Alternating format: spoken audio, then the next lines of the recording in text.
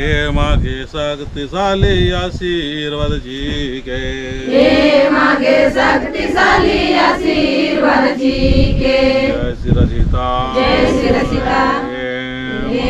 पुरखरगी शक्तिशाली की नाम नरगी प्रार्थना करदा जय श्री सीता ठाकुर लाता आशीर्वासी के, जय श्री सीता धनम कंडो आशीर्वासी के, जय श्री सीता बांग्ला खाड़ी आशीर्वासी के, जय श्री सीता नुलुर कुड़िया आशीर्वासी के, जय श्री सीता रामनी शिवा आशीर्वासी के, जय प्राकृतिक आशीर्वासी के, जय श्री सीता ठाकुर लाता बोल लगा।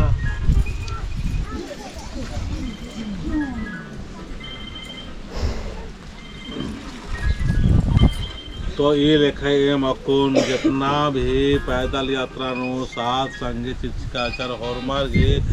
नामे ननर के एम अकुन सिरसीता प्रार्थना नल करदा एम इन्नंती थोड़ा सा सिस्टम बदलाव नंजकम और दौले से एम प्रार्थना पूजा 3 तो भजन के बाद में सिरसीता नंजिका के बाद में फिर जो बच्चर कालर पूजा उजा न पहले राजा की मतलब हॉर्मर काले तसी प्रार्थना में शामिल मानो यार तो सिरसीता काकोड़ लाता नो 3 साल थी नमताल कदन लेकिन अको जितना भी प्रार्थना सभा मनो आ प्रार्थना सभा नो ये सब नन्ना गेन चिहुट ननो और कोशिश ननो और इन्ना हापा मनी धरती थी शुरू मना लिख रही और बात चाहन कि अकुन ये महीना जो रे प्रार्थना सभा 4-5 टोरी तिंगा विद्युन 8/2/2026 के करांजी पद्दानु रही आसान ईसाई धर्म और सरना धर्म दोनों जनर की मिक्स से प्रार्थना सभा मना लिख रही और 10 तारीख के पोको जो गुमलन पड़ रही पोको टोली नो आज 10/2/2026 के आदि बाद 15 तारीख मना लगी कि तिलगढ़ पद्दा की धरती मना लगी रही 15 तारीख की फिर 22 तारीख में उसको पद्दा जो कि गमरिया जो चमा चौड़ा तरकाना जी रास्ता रहे उसको पद्दा ये 22 तारीख के ये महीना दिन मना लगी रही आदि के बाद 25 तारीख की जो मना लगी खारता पद्दा नो जो आज नोड़गा जिला नु पड़ रही आदि बाद 5 तारीख के अगले महीना एम सिलसिला काकोड़ लाता नो कालों बहुत आलर पोलकाराचर काला गाड़ी गुटी की व्यवस्था मान मंजा या काना की कोशिश का चरमान कर 5/3/2026 के टीम के अनुसार काल कदम तो काना की कोशिश आदि बना 8/3/2026 के पसंगा टोटो गुमला की धरती में उल्ला महागे प्रार्थना सभा के आयोजन नंतर लिखी और मार अच्छी तरह से हल्के समझ और पढ़ना की चीज जय श्री सीताम जय श्री सीता दोनों के खां दसोंगरी जोड़ार की पुरखर की शक्ति अदा की नाम नर की प्रार्थना करदा है भूल चूक क्षमन के और मन शांति से जीवन बीतने लगे काकोड़ला तंती सीधा काकोड़ला तंती आदिवासी के जय श्री सीता सीता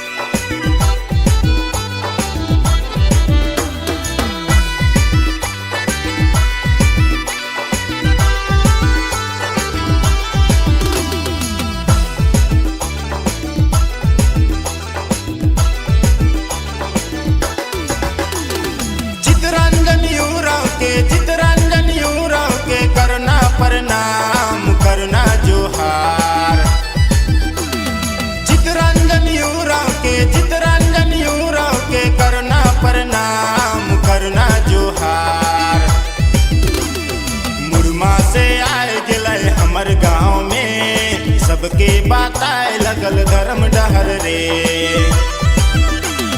मुरमा से आए गिलय हमर गाँव में, सबके बताए लगल धर्म डहर रे। चितरंजन यूराव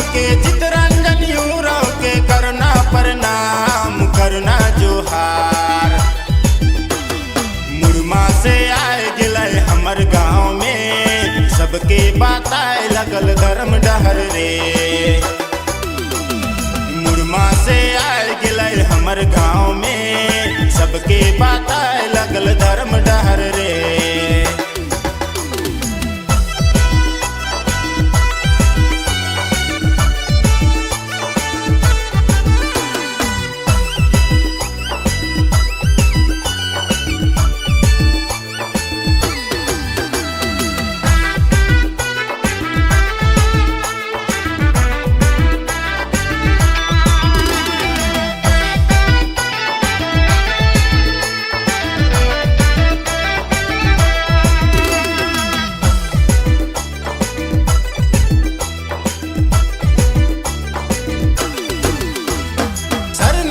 मत्था टेक के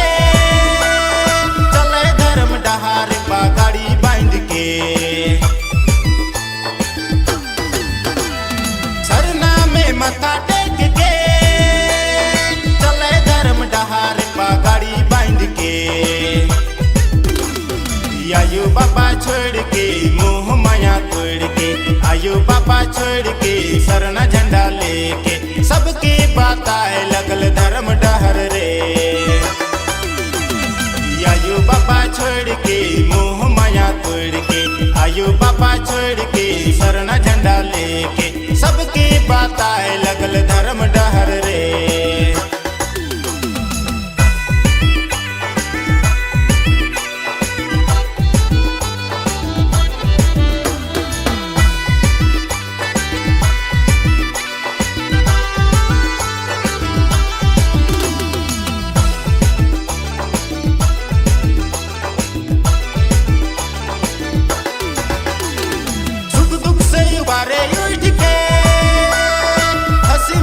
बताए लगल धर्म डहर के, सुख दुख से उबारे उठ के, हंसी खुशी बताए लगल धर्म डहर के। लोभ लालच छोड़ के मोह माया तोड़ के, लोभ लालच छोड़ के मोह माया तोड़ के, सबके बताए लगल धर्म डहर रे। छोड़ के सरना झंडा लेके, लोभ लालच छोड़ के सरना झंडा लेके, सबके बताए लगल धर्म डहर रे।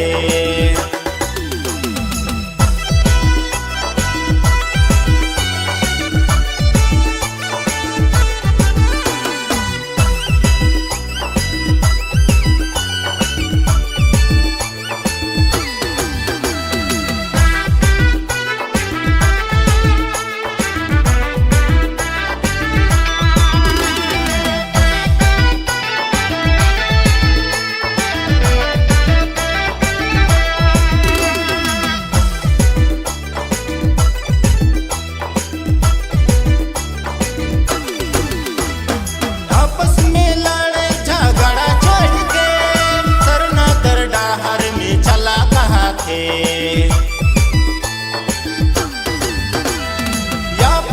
लड़े झगड़ा छोड़ के सरना कर डहार में चला कहा थे। मान समन छोड़ के हिस्सा पटका छोड़ के, मान समन छोड़ के सरना झंडा लेके, सबके बताए लगल धर्म डहर रे। लोभ लालच छोड़ के सरना झंडा लेके, लोभ लालच छोड़ के सरना झंडा लेके, सबके बताए लगल धर्म डहर रे।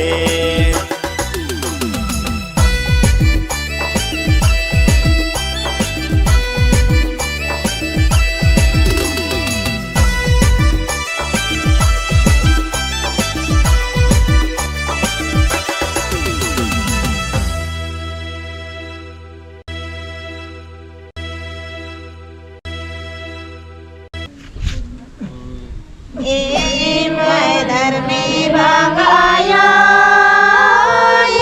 मियाला में देरन जीव मनी गागे मैं जिया काया रही निगाह माया निगागे जिया लागदा मैं जिया काया रही निगाह माया निगागे जिया लागदा मैं भंगायो